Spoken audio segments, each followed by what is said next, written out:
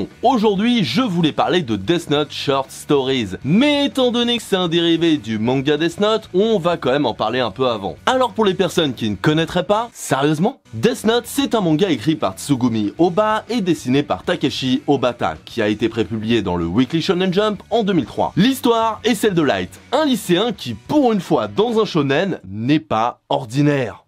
Incroyable. Il est beau, il est doué en sport, il est intelligent, mais du coup il s'ennuie comme un rat mort. Oh, je vais le plaindre le petit chou parfait en tout.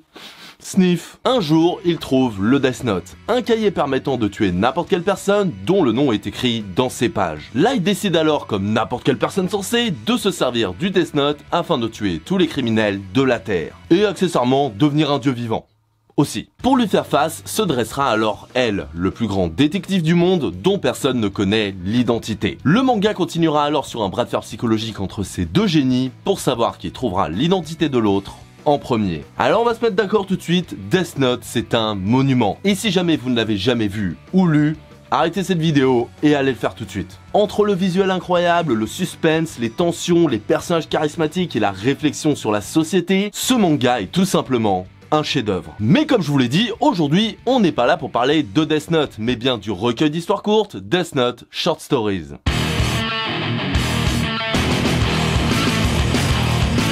Alors Death Note Short Stories, c'est un recueil d'histoires courtes du manga Death Note, oui, logique, pour l'instant tout va bien, paru entre 2004 et 2020, exception faite du pilote du manga bien entendu. Le recueil contient 5 histoires et un bonus de 9 pages humoristiques, mais on n'en parlera pas ici, sachez juste qu'elles sont plutôt sympas. Mais globalement, en ce qui concerne les histoires, on a d'un côté des nouveaux possesseurs du Death Note après la fin du manga, des histoires qui racontent la genèse de elle, et enfin le pilote du manga qui lui aussi suit des possesseurs de Death Note, mais contrairement aux autres, n'a aucun lien avec la suite du manga ou Kira, parce que c'est un pilote. C'est le principe. Alors globalement, si on oublie l'histoire de Akira qui est en couverture du manga et le pilote dont on parlera plus tard, le reste des histoires sont assez sympathiques, mais rien de foufou. C'est clairement du bonus. On a un peu du passé de elle, ce que devient N après la fin de Death Note. Et oui, sur le papier, c'est plutôt cool. C'est un manga du papier LOL. Mais les histoires sont beaucoup trop courtes, n'allant pas assez dans les détails, et finalement nous laissent plus sur notre faim qu'autre chose. Et même si je comprends que ce soit aussi court, la plupart des chapitres c'était surtout des bonus pour la sortie du film Elle Change the World, du coup ça peut expliquer la durée, ben j'avoue, j'aurais aimé qu'ils profitent de la sortie du recueil d'histoires courtes pour pouvoir plus les développer, quitte à en faire 3 tomes. Je pense que les gens auraient acheté et ça aurait été pas mal pour le background de l'univers de Death Note. Mais bon, j'avoue, je chipote, c'est des bonus, c'est fait pour ça. Par contre, si ça avait été que ça, ben j'avoue que ce recueil d'histoires courtes m'aurait déçu. Mais heureusement, il y a le pilote de Death Note qui lui nous propose une véritable histoire de A à Z, et en plus, ben, une très bonne histoire. Le fait de suivre des personnages plus jeunes que des lycéens, ça permet de renforcer le côté horrifique, et aussi de renforcer la psychologie de que faire avec le Death Note, et de rendre les actes des personnages bien plus horribles en soi. Parce que bon, quand Light utilise le Death Note, ok c'est horrible et c'est un peu horrifique, mais Light c'est un personnage ultra intelligent, avec beaucoup de sang-froid, alors que là ce sont des collégiens ordinaires. Et ce côté collégien ordinaire, je trouve que ça renforce justement l'implication du spectateur en termes de ça aurait pu être moi. Et sinon, bah comme beaucoup de pilotes, c'est toujours intéressant de voir ce qu'il y avait à la base et ce qu'ils en ont fait pour le produit final. Et chez Death Note, il n'y a pas grand chose qui change. Ryuk est déjà Ryuk, les cahiers ont déjà toutes leurs règles. Le seul élément qu'on voit ici et qu'on ne voit pas dans le manga, si je m'abuse, c'est la gomme, qui est une très bonne idée pour une histoire courte. Parce que même si dans la série Death Note, ça aurait été une très mauvaise idée de mettre cette gomme sans enlever tout impact aux morts, ben pour une histoire courte qui n'a pas objectif à faire une suite, ben c'est déjà plus pertinent et c'est même intéressant. Bon après, vu comment je vous parle du pilote, on pourrait croire qu'il est vraiment excellent, et même s'il reste très bon, surtout pour un pilote, il n'arrive pas à la cheville de la série, c'est normal, il n'a pas le temps de développer son univers, mais pour un pilote, ça reste très sympathique. Mais bref, après cette longue introduction sur Death Note, les shorts et le pilote, si vous êtes encore là, bravo, on va enfin pouvoir aborder l'histoire dont je n'ai toujours pas parlé, alors que c'est la plus longue du recueil, et c'est celle qui m'a donné envie de faire cette vidéo. On va enfin pouvoir parler d'Akira. Et non, pas le manga avec la moto rouge, haha, je parle de Akira. Bon, rassurez-vous, comme cette histoire c'est notre sujet principal, je vais quand même vous en faire le synopsis, on n'est pas des chiens. Akira commence des années après la disparition de Kira. Ryuk reprend ses bonnes vieilles habitudes et retourne sur Terre afin de confier le Death Note à un humain. Et avoir des pommes, évidemment. Mais contrairement à Light et son désir de changer le monde par la paix et la joie,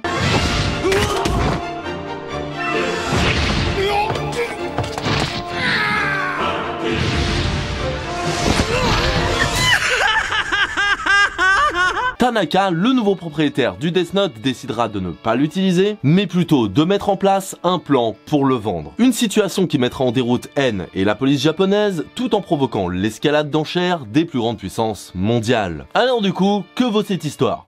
Eh ben elle est vachement bien. Pour les anciens personnages, que ce soit N ou Matsuda, ils sont fidèles à eux-mêmes. Et pour Tanaka, le nouveau possesseur du Death Note, alors ok, et surtout comparé à Light, il peut paraître ultra passif. Mais je trouve justement que ça fait du bien de ne pas avoir un Kirabis, mais un personnage qui a ses propres motivations. En ce qui concerne la construction de l'histoire en elle-même, eh bien c'est vraiment bien. Pour le peu de pages qu'a le récit, il fait ce qu'il a à faire et on n'a aucune sensation de manque. L'histoire se développe de A à Z et à la fin on n'est pas en mode « Ah merde, putain quand même j'aurais bien voulu un peu plus de pages pour développer ». Non, ça marche très bien. Et attention, à partir de là, je vais spoiler l'histoire d'Akira à balle, parce que clairement, on peut pas en parler sans spoiler un minimum. Donc voilà, vous êtes prévenus, si vous l'avez jamais lu et que vous voulez garder la surprise, ben mettez en pause cette vidéo, allez le lire, et puis revenez. Voilà. Pour les autres, on y va. Je trouve l'idée de vouloir vendre le Death Note brillante. Déjà parce que ça permet de s'en servir sans l'utiliser, ce qui est encore une fois en contraste avec Kira. Ensuite, comme j'ai déjà dit, parce que ça permet de montrer d'autres types de possesseurs de Death Note. Parce que ce soit dans le manga ou dans les autres histoires courtes, ben les possesseurs de Death Note, qu'est-ce qu'ils font avec le Death Note ? Bah ils tuent, ce qui est normal, le Death Note sert à ça. Et je trouve ça assez intelligent de montrer quelqu'un qui se dit « Y'a pas un autre truc à faire avec le Death Note ? On pourrait pas en faire de la thune ?»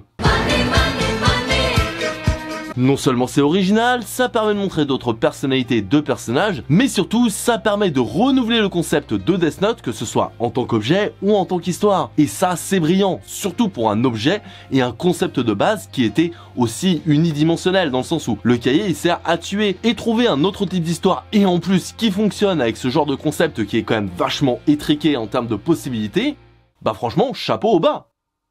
Chapeau bas. C'est brillant parce que déjà, comme le dit N dans le manga, on ne peut rien reprocher à Tanaka, il n'a tué personne. Il ne fait que vendre un bien qui potentiellement peut tuer des gens, mais encore une fois, je vais reciter elle, on vend bien des armes à travers le monde, donc pourquoi pas le Death Note? Ça permet en plus de faire des parallèles avec notre société comme la puissance nucléaire ou la course au pouvoir, qui est vraiment bien retranscrit dans le manga entre l'Amérique et la Chine qui veulent tous les deux de Death Note, mettant des sommes astronomiques dessus, avec la Chine qui dit oui, on va se servir du Death Note pour faire la paix, et l'Amérique qui dit ah ouais, non, on va pas s'en servir, hein, on veut juste que personne l'utilise. Et on sait que dans les deux cas, ben, ils mentent, un peu comme ce qu'ils font dans la réalité. Mais j'avoue que même si tout ça et plein d'autres petits trucs dont j'ai pas parlé sont vraiment excellents dans le manga, pour moi, la meilleure partie du manga, c'est la manière dont Tanaka va s'y prendre pour recevoir l'argent et ce que ça dit sur le manga.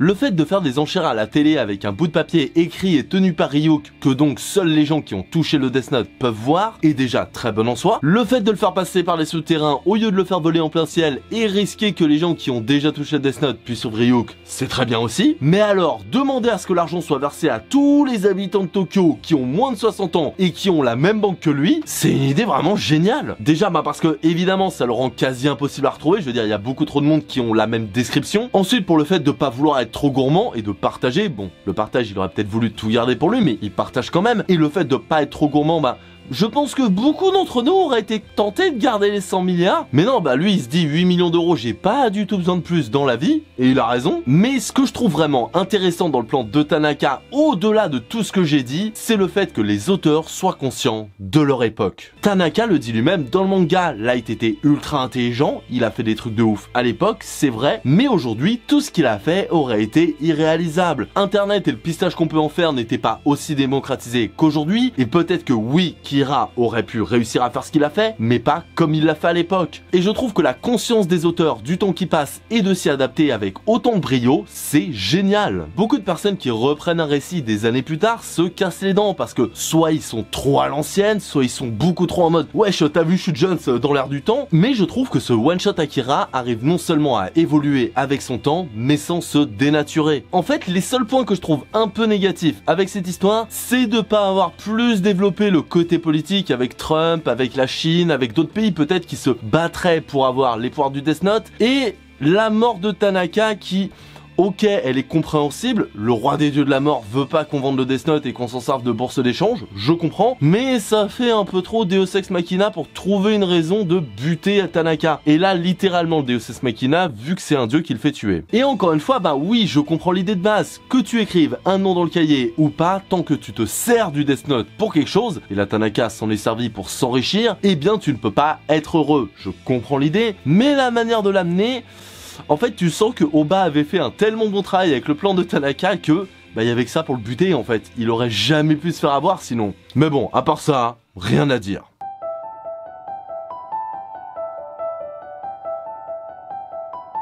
Pour conclure, même si la plupart des histoires ne sont pas assez exploitées et auraient mérité d'être un peu plus longues, rien que pour le pilote et l'histoire d'Akira, je vous conseille Death Note One Shot Stories. Avec ce short, Oba et Obata Sensei nous ont montré leur maîtrise de l'histoire courte, leur sens du renouvellement thématique et leur conscience des changements de société, leur capacité à reprendre une histoire longtemps après l'avoir finie, et rien que pour ça, bravo! Et voilà, cette vidéo est maintenant terminée, j'espère qu'elle vous aura plu. Dans tous les cas, n'hésitez pas à laisser vos avis dans les commentaires. Et si vous avez aimé, n'hésitez pas à liker, à vous abonner, mettre la cloche et surtout partager la vidéo, c'est le plus important pour moi. Et si vous le faites pas,